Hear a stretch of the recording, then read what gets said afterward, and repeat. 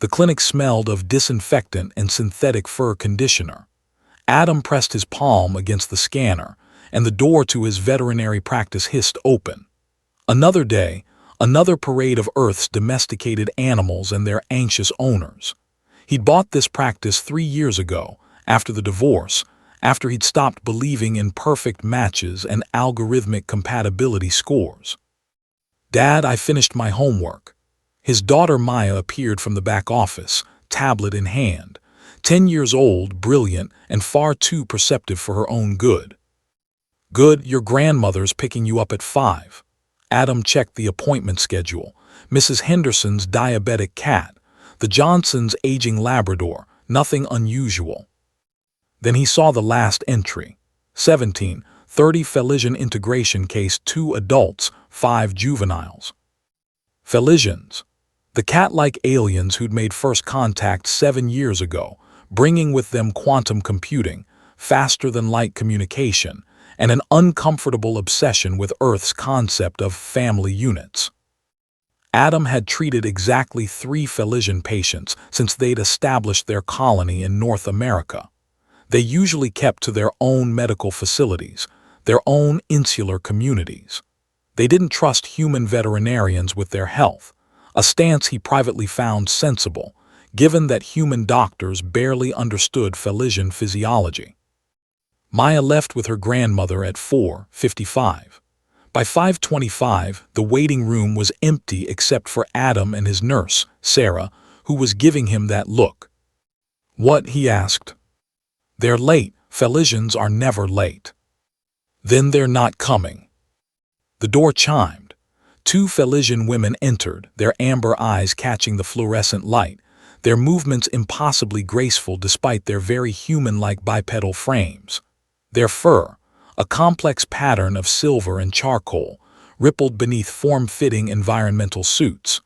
Behind them, 5 Felisian children tumbled through the door like a cascade of living mercury.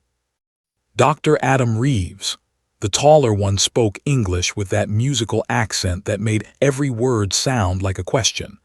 "I am Elsa, first maternal of this kindred. This is my bond sister, Kira." Adam stood. "Yes, you're here for an integration medical review." "We are here," Elsa said, producing a data crystal from a pouch at her hip, "because the Interspecies Family Integration Bureau has identified you as a 98.7% compatible match for our family unit." Adam's brain stuttered. "I'm sorry, what?" Kira, the shorter one with darker markings, stepped forward. Her ears flicked back amusement, if he remembered the cultural briefings correctly. "Your species uses these compatibility algorithms for mate selection, yes. We were required to register with IFIB when we applied for permanent residency. They analyzed our family structure, socioeconomic needs, and biological compatibility markers. You appeared as our optimal match." "I didn't register with IFIB," Adam said. "All single parents in registered professions were automatically entered into the database after the Integration Act of 2283, Elsa explained. She set the crystal on the exam table. "This contains the full analysis. We have come to explore the possibility of forming a family bond." Sarah made a choking sound and excused herself to the back room. Adam looked at the 5 children, who were now investigating every corner of his clinic with intense curiosity. The youngest couldn't have been more than 3 human years equivalent. The oldest was watching him with eyes that saw too much. This is," Adam rubbed his face. "Look, I'm sure there's been a mistake. I'm a divorced single father who barely has time to sleep, let alone." "You were divorced because your mate found you emotionally unavailable and married to your work," Elsa said, reading from a holographic display that materialized from her wrist device. "You have 1 offspring, female, age 10. You have not engaged in romantic courtship for 37 months. Your psychological profile indicates high empathy, strong paternal instincts, and a capacity for cross-species understanding." "That's invasive." "That's the law," Kira said gently. "We signed the same agreements. IFIB knows that Kira and I are bond sisters from the 7th claw of Felisian Prime. We know you attended university on partial scholarship, that you prefer coffee to tea, that you still keep a photograph of your wedding day in your desk drawer, even though you tell yourself you should throw it away. Adam's throat tightened. Why are you really here? Elsa's ears swiveled forward earnestness. Because on Felisian Prime, our family structure would be honored. 2 maternal bonds raising 5 kits with communal support. But here, we are considered abnormal. We face housing discrimination, employment barriers. The children are bullied at integration schools. IFIB suggested that bonding with a human male would legitimize our family in human social structures. That's Adam's search for the word, dystopian. Yes, Kira agreed, but pragmatic. We need stability for the children you need. What do you need, Dr. Reeves? The question hung in the air. What did he need? He'd convinced himself he needed nothing. That he and Maya were fine, that he could manage alone, that love and partnership were variables he'd removed from his life equation. The youngest Kit, a girl with silver-tipped ears, approached him.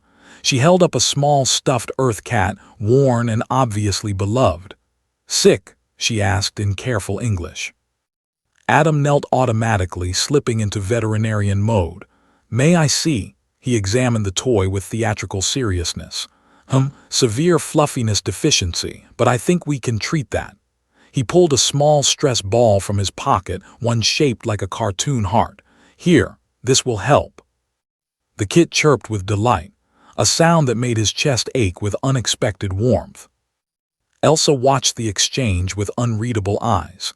IFIB requires a trial cohabitation period of 90 days before formal bonding. We have secured housing in your residential sector. We would appreciate if you would consider reading the file, meeting with us again, allowing the children to meet Maya. I have to think about my daughter first, Adam said. As you should, Kira's tail swished. As we think of ours first, that's why we're here. They left him the data crystal and contact information. The children filed out with surprising discipline, though the oldest, a boy, paused at the door. Our last doctor said we weren't worth his time because we're just aliens. You didn't say that.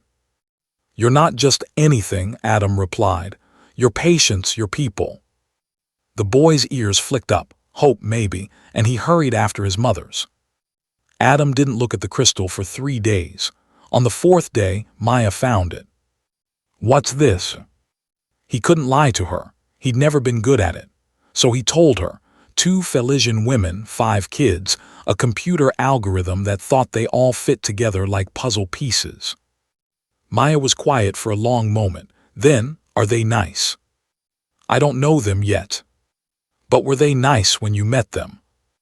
Adam thought about Elsa's directness, Kira's gentleness, the way the youngest Kit had trusted him with her toy. Yeah, they were nice. Then you should at least read the file, Dad. That's what you always tell me. Gather all the data before making conclusions. His daughter, the scientist. He inserted the crystal into his tablet that evening and read for 3 hours.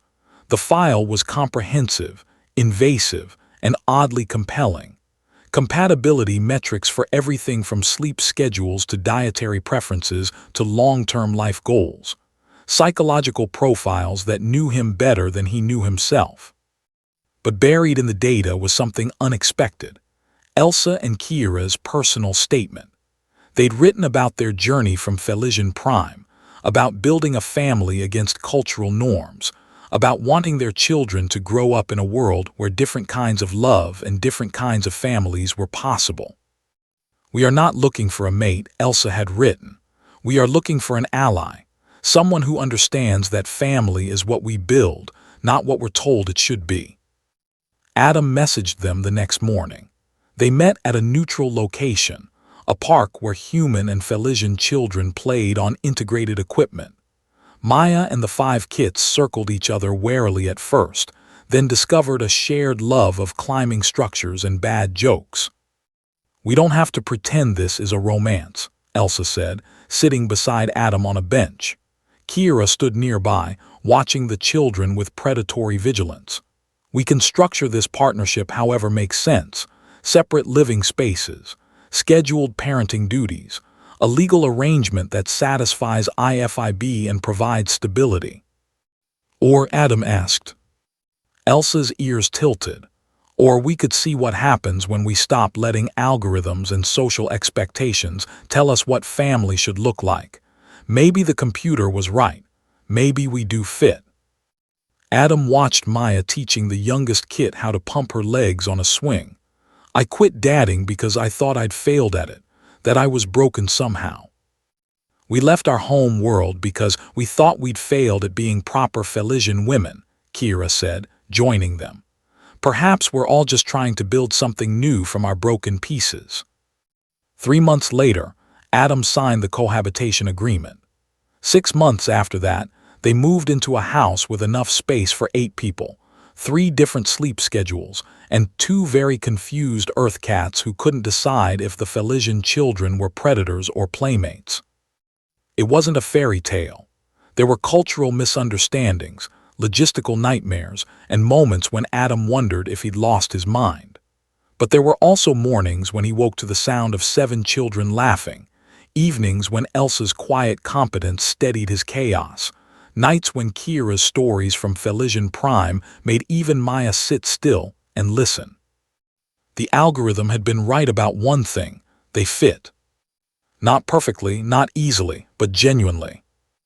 And in the end, that was enough.